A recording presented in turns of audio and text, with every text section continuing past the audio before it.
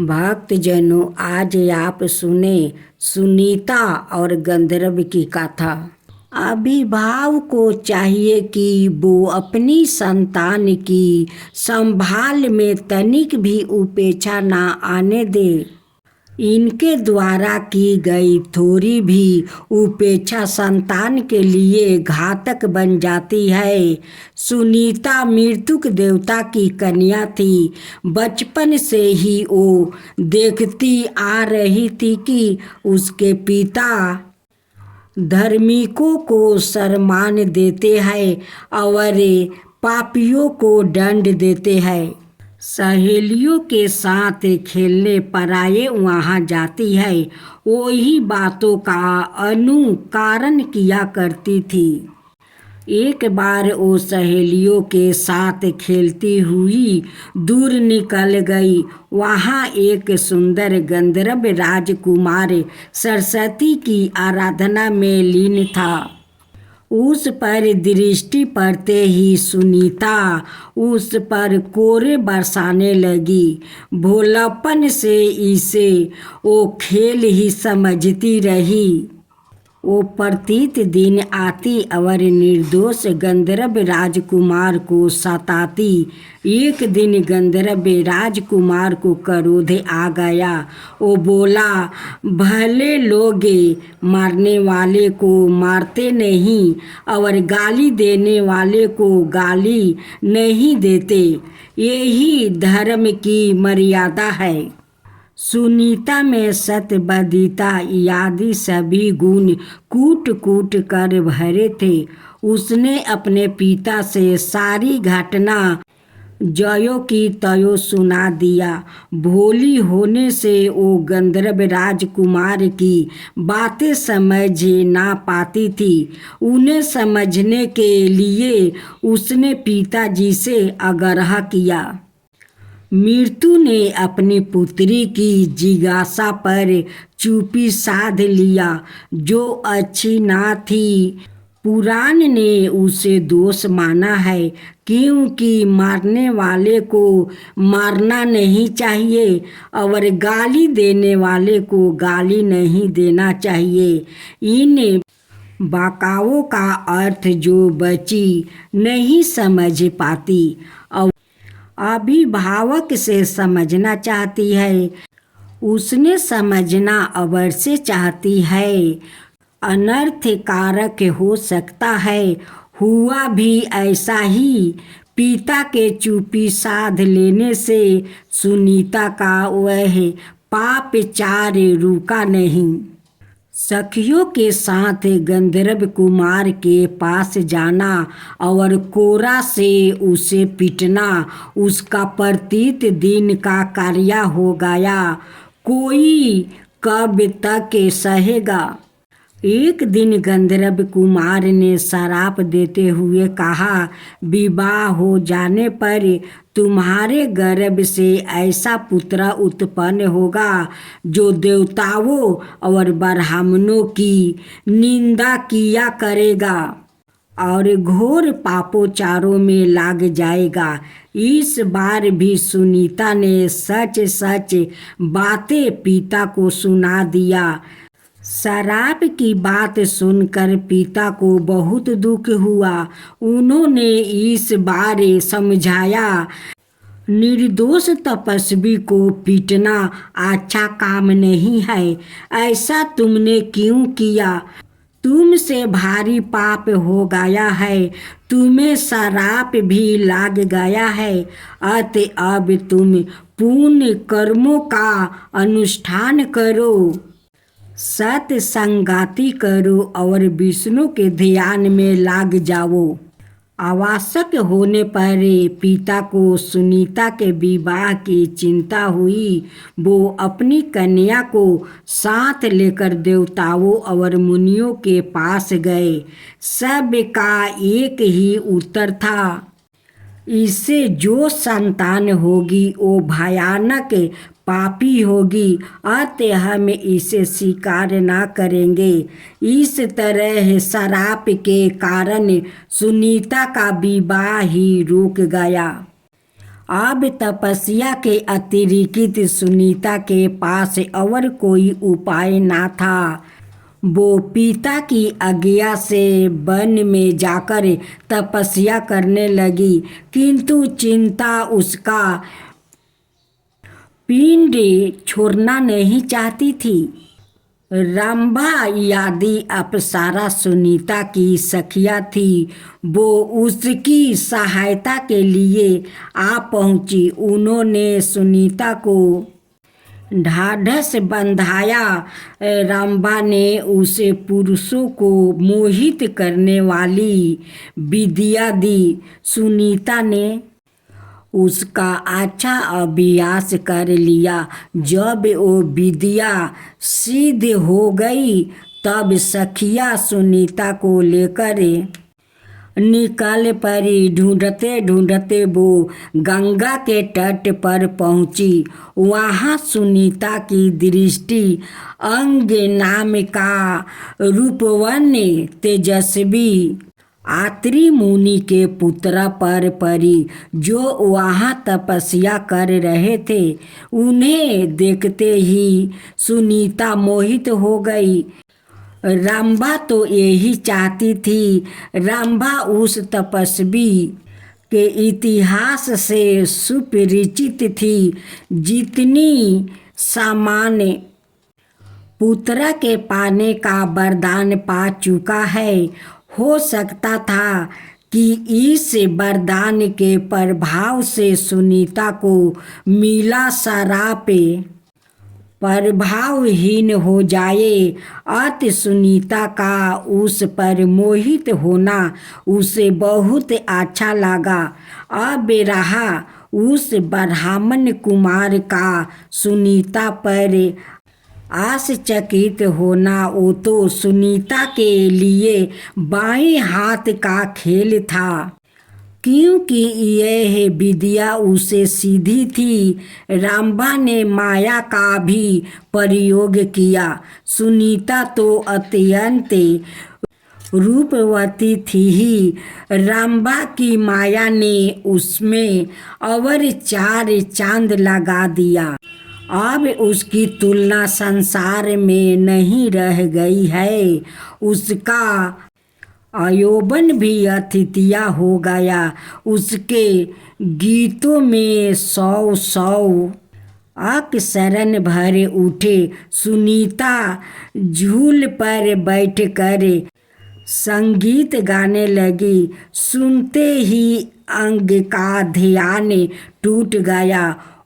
वो घिंचे हुए से स्वर के उद्गम की ओर बढ़ते चले गए। सुनीता पर जब उनकी दृष्टि पड़ी तो उनके हाथ पैर शिथिल हो गया।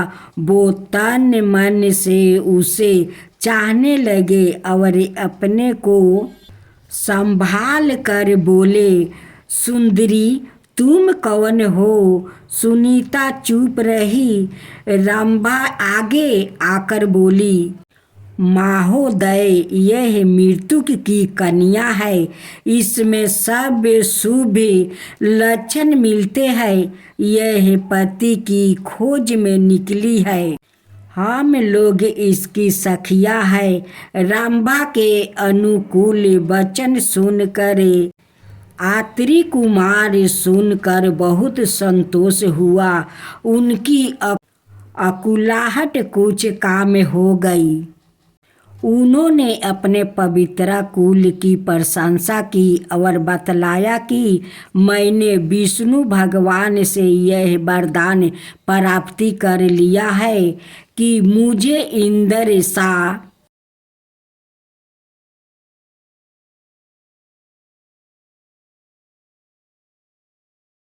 ऐश्वर्यशाली और विष्णु के समान विश्व का पालन करने वाला पुत्र प्राप्ति हो। किंतु योग्य कन्या ने मिलने से अब तक मैंने विवाह नहीं किया है। यह कुलन कन्या यदि मुझे ही वरण कर ले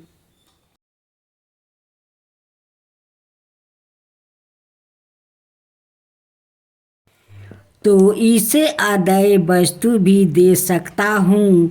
रंभा तो यही चाहती थी।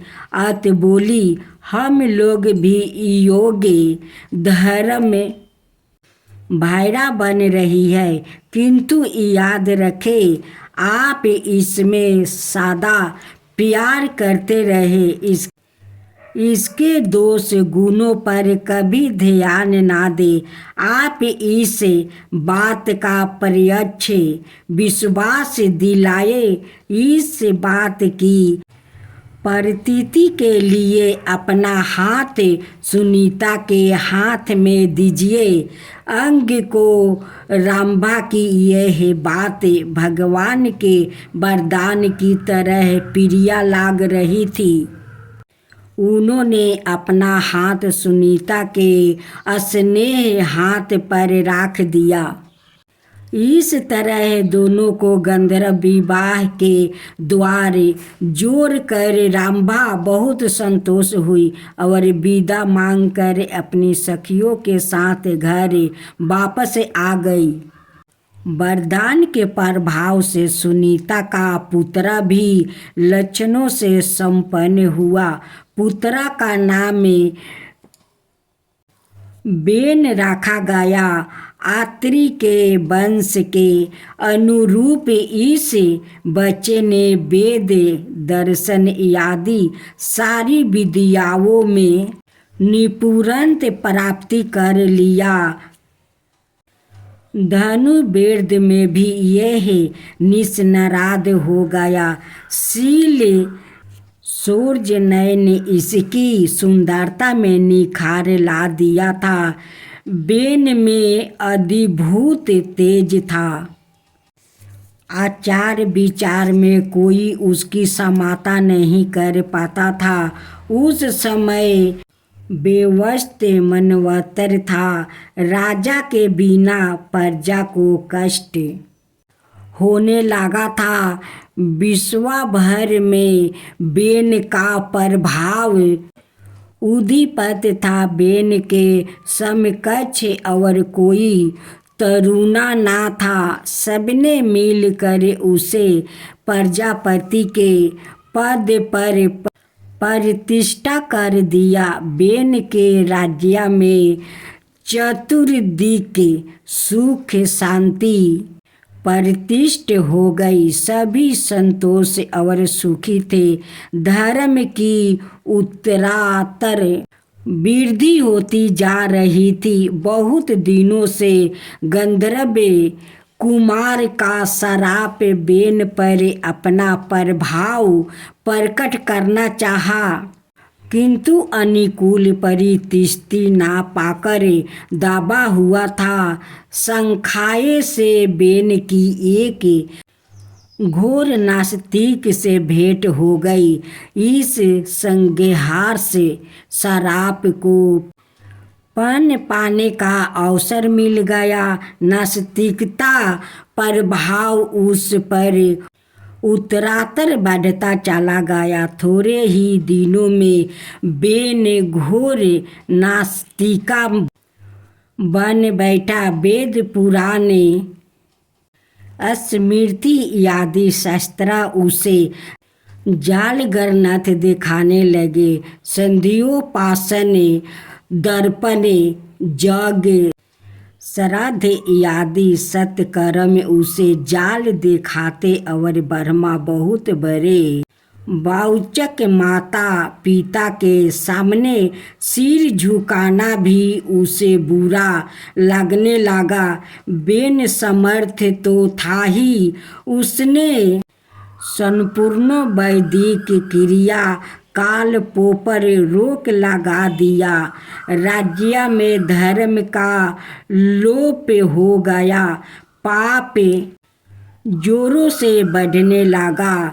पिता अंग अपने पुत्र का यह घोर अत्याचार देखकर बहुत दुखी हो गया। उनकी समझ में नहीं आ रहा था कि भगवान विष्णु का वो वरदान विफल कैसे हो रहा है, वो शराब की बात नहीं जानते थे। सुनीता सब बातें समझ तो रही थी, किंतु उसे खोलना नहीं चाहती थी। आर्त्री कुमार अंगन पुत्र को समझा बुझाकर रास्ते पर लाना चाहा, पर उन्हें सफलता नहीं मिली। इसी बीच सप्तऋषि आए। अब वरदान को चेतने का अवसर आ गया था। सप्तऋषियों ने बहुत प्यार से बेन को समझाते हुए कहा, बेन, दुस्साहस छोड़ दो, अपने पुराने रास्ते पर आ जाओ। सारी जनता तुम पर अवलंबित है। धर्म के पथ पर लौट आओ और प्रजा पर अत्याचार करना बंद कर दो। किंतु अहंकारी की मूर्ति बेन ने सप्तऋषियों को फटकारते हुए कहा, मैं ज्ञानियों का ज्ञानी हूँ, विश्वज्ञान मेरा ही ज्ञान है।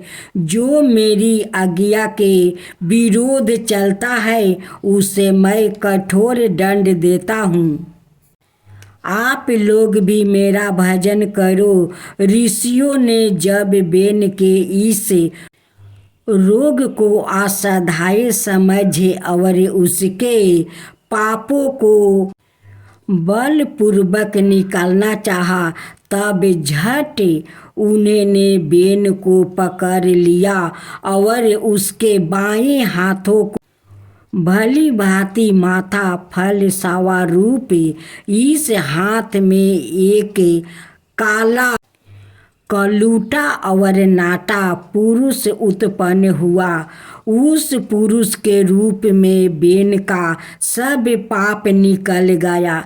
यह देख ऋषि बहुत प्रसन्न हुआ।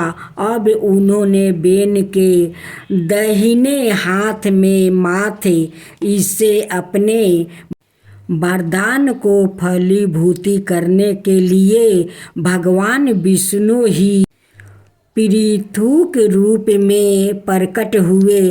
पाप के निकलते ही बेन की नास्तिकता भी पूरी तरह निकल गया। सप्तऋषियों की कृपा से बेन ने अपनी पहली अवस्था में प्राप्ति कर लिया था। नर्मदा के तट पर चले गए।